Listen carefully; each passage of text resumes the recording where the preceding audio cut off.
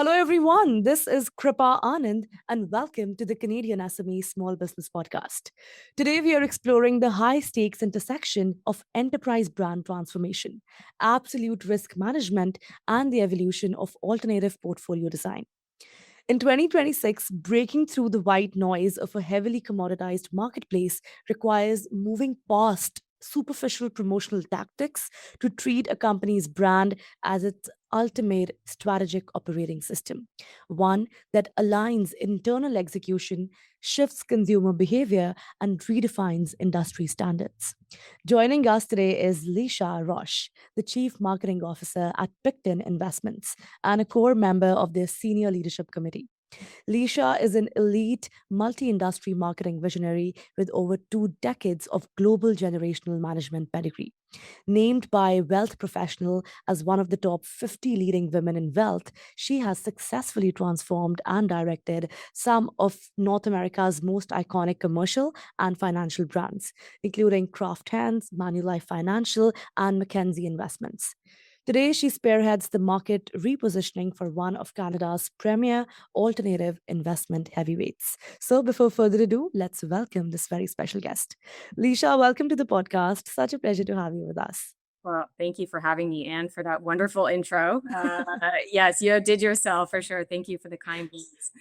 No, I'm looking forward to this episode, Alicia. Ever since I got to know about you, um, let's start today's conversation with the boardroom.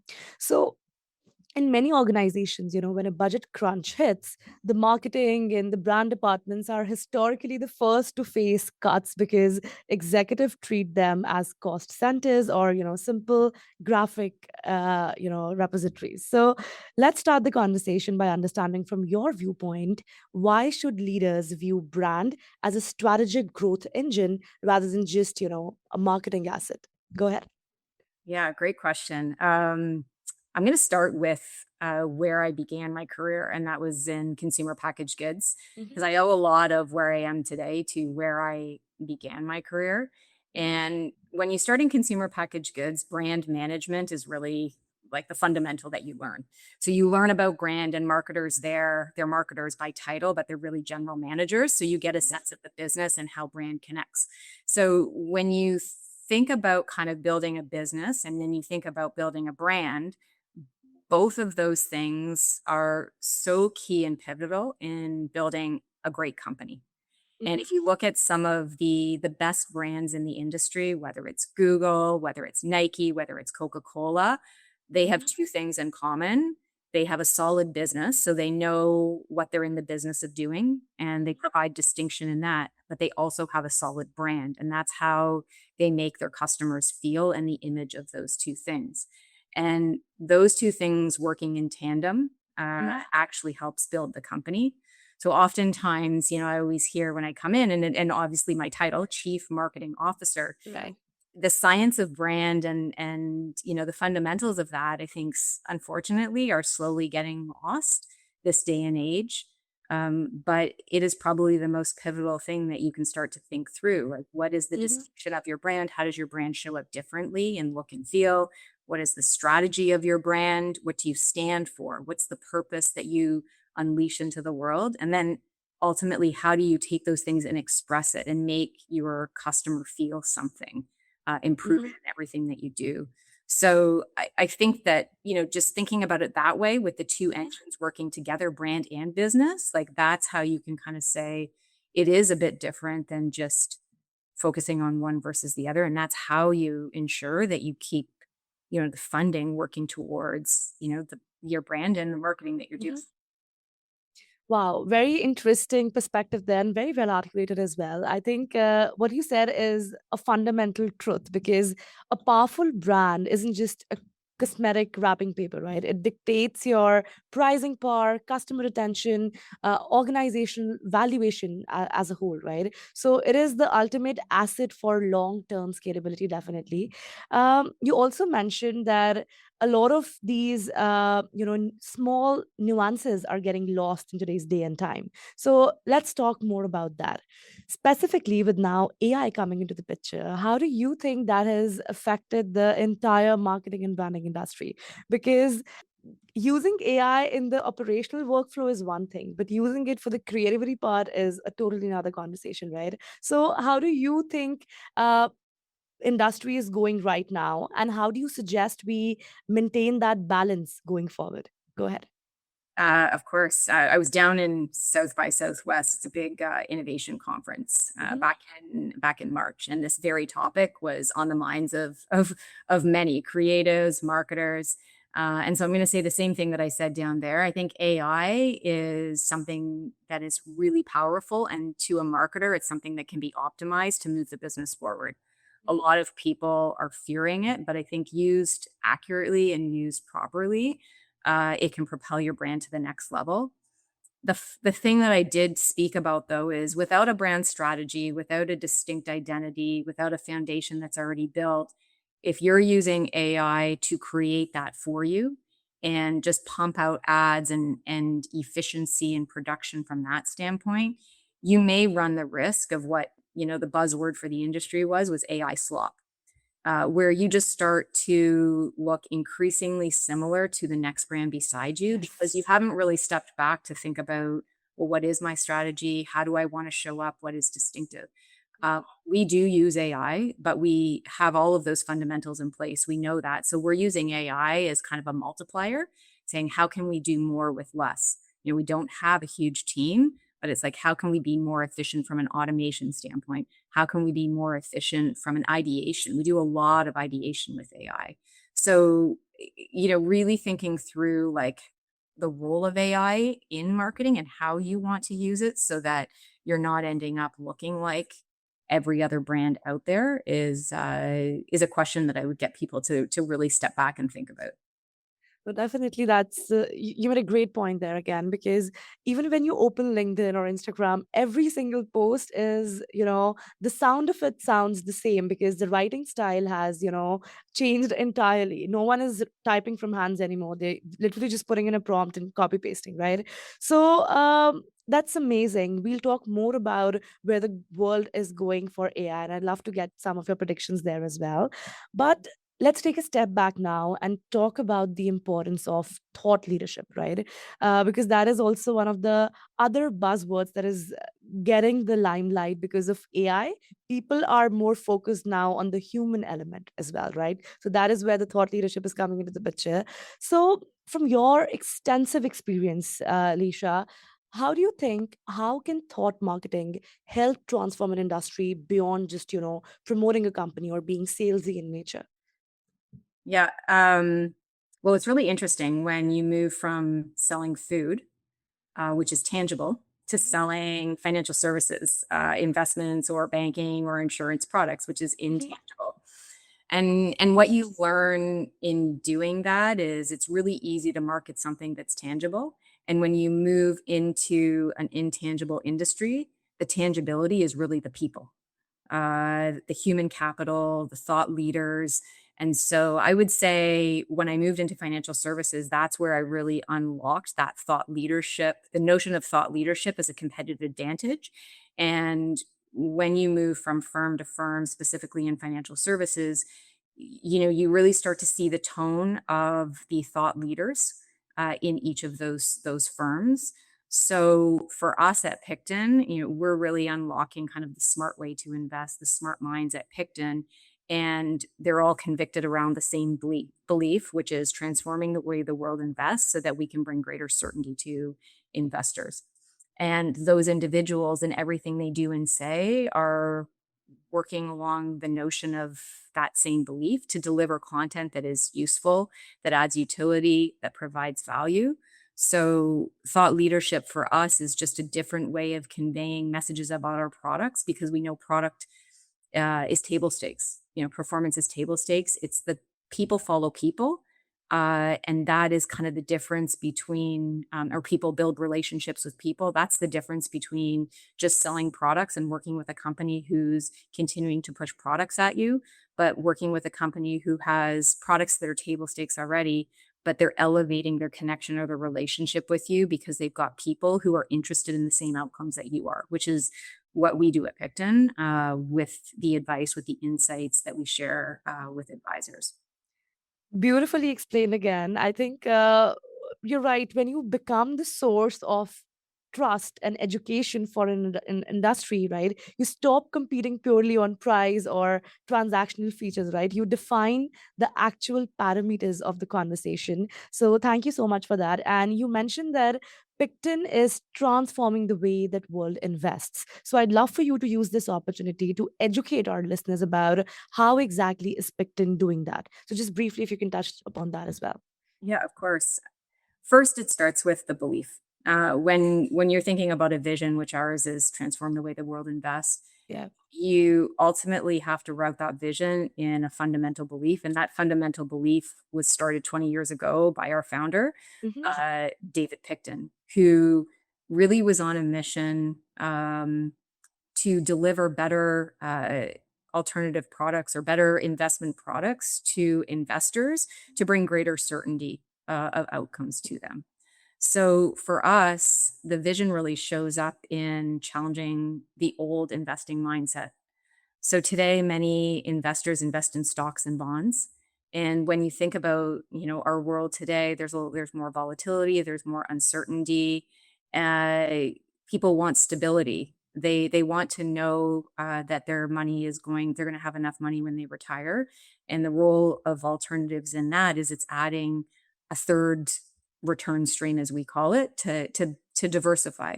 So we're moving from an old way of doing things to a more modern way to invest. And we do that through the products that we sell, and ultimately kind of helping advisors think differently about serving their clients and how they're showing up. We launched a new brand purpose this year, which was build from the bear up. And it's a brand purpose that we live by. Many people see the bear as a down market, or they fear the bear, and we see it differently. So it's another way that we're transforming and changing people's mindsets around that. We see the bear as something that is not to be feared. But when you think about a bear and all the qualities of it, preparation, resilience, we always think about that when we're building investments ourselves. So it's just operating with a risk first mindset to be, different and continuing to transform the way this industry is thinking about things. So. Wow, that's amazing to know. Thank you so much for those wonderful insights, Leisha. Building on what you've said, I'd now like to give a special message to all of our listeners, specifically to all the entrepreneurs, business owners, corporate leaders who are listening and watching this right now. In 2026, running your wealth management, corporate capital, or expansion strategy on legacy frameworks, it's a structural risk. As Leisha is breaking down, true market evolution, it requires a framework of bold departure from comfortable, entrenched habits. The team at Picton has re engineered investment management from the ground up to provide the transparency, sophisticated agility, and tax efficient strategies that modern wealth demands. So, if you are ready to stop letting old financial models compromise your portfolio's growth and want to partner with a firm that values proactive innovation over status quo compliance, visit pictoninvestments.com today. Don't just protect your wealth, accelerate its global potential. Now, coming back to you, Leisha, um, what you're doing, and specifically with the beer as well, it's super interesting. I think it's a very bold mission. Breaking those traditional passive investment habits, it requires an active combination of, elite technology, transparency, and unshakable institutional trust. So kudos to you and the entire team at Picton Investments for doing what you are doing today. Moving ahead, let's now talk about how corporate reinvention demands proactive flexibility to read market shifts while guiding teams through transformation as well. So, from your perspective, Leisha, how can leaders recognize when is it the time to reinvent their business model? And how exactly do you get to influence across an organization? So, what's your secret sauce? With my secret sauce. I think every role I've had, I've approached it differently, but maybe the one commonality, and again, it was built on just years of being in brand management and learning the Mhm. fundamentals, is sometimes the business demands us to be constantly going forward. and constantly pushing and launching new things and doing new things. And we become, doers.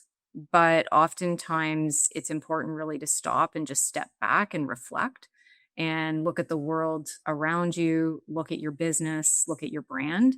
So what I always try to do is at least annually, you know, regardless, is just look at the business. Understand how your business is performing, because at the heart of anything, it's like, what are your financials? Where are the gaps?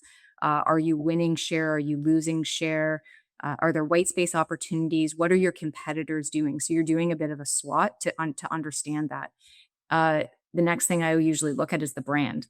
So the same types of things, but you're looking at your competitors and their brands and your brands, and you're thinking about, is everybody starting to look the same now? Because when you come into the financial services industry, what's very, very interesting is if you were to, and I did this test actually with our team, you cover up all the logos, you show the various ads or campaigns in the industry, and no one can tell you what brand it's for. And Oh, when wow. you do that, you Yes. very clearly recognize that there's an opportunity for you to be different. And that's how we came to the transformation of Picton. And then the last thing I would say is always looking at trends. So what's happening in the world today? What are the things that are close to your business, but what are the things that are outside of your business that might help you understand where the opportunity is? Sometimes when you're in an industry, you tend to look insular in that industry at the trends. And that's great for propelling the business forward. But oftentimes, looking outside of your industry, you can see other trends that are happening that are really resulting in pop culture in different areas that allow your brand to transform. So, looking on both sides is often very helpful. Wow, that is a brilliant operational framework that you mentioned, and I love that activity. I am going to try that for myself as well, and I can't wait for the results. I'm having this conversation today, Leisha, and um, before we get into the last segment, I'd like to do a little time travel with you. Imagine if I were to give you a time machine right now, and we were to go 5 or 10 years into the future. When you get out of the time capsule, how exactly do you envision Picton Investments taking over not just Canada, North America, but also the entire globe? Go ahead.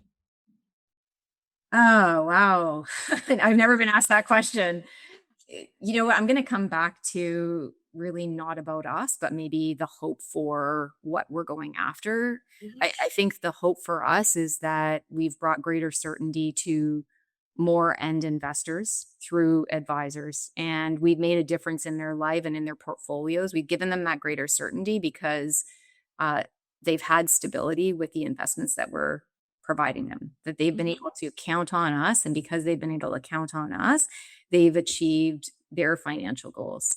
And so it's less of where do I see Picton, because ultimately where I see Picton is through the investor lens, and where I'd love to see them. So more investors having alternative products within their portfolios to help the outcomes that they want to achieve come to life. So. Wow, again, you've painted quite a picture there. And again, so much more power to you. As I said, I'm loving this conversation. And definitely, we'd love for Leisha to be back for hopefully an in person episode that we do the next with you. But for now, Leisha, before we let you go, if there's one final piece of advice that you have for our listeners today, something that you would want them to remember if they don't know where to take that first leap of faith or hope from, if you could whisper something into their ears, what would you say and why? I'm going to take it from a book that I just read recently because it's top of Sure. mind. It's called The One Thing, and I shared it with my team.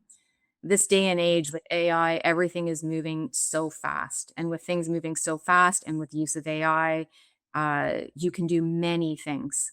And when you can do many things, sometimes more isn't always better. And so, what the one thing teaches you is really starting to think about what is the one thing that you're trying to achieve, and have everything that you're doing come back to that. Because the power of focus this day and age, I think, is really what will propel businesses forward, doing less to achieve more. And when you do that, you're very clear on what you're standing for, and your customer is very clear on how you're helping them, which is most important in driving your business. That's $1 million advice right there, Leisha. Thank you so very much for being here and being a part of such an important conversation. It was such a pleasure hosting you today. Thanks for having me. All right, that was Leisha Roche from PICTON Investments, a masterclass in leveraging enterprise branding to scale corporate value and in how to use bold narratives to challenge conventional thinking and reshape audience misconceptions as well. To all the listeners, thank you so much for tuning in to the Canadian SME Small Business Podcast. Be sure to subscribe and visit CanadianSME.ca for more such resources. To learn more about how we are supporting the ecosystem beyond the platform, please visit the Canadian SME Small Business Foundation at smbfoundation.ca. And lastly, a very special thank you to our partners, UPS, our shipping partner, and ADP, our HR partner, for their ongoing commitment to empowering SMBs across Canada. I'll see you all in the next episode. Kripa Anand signing off.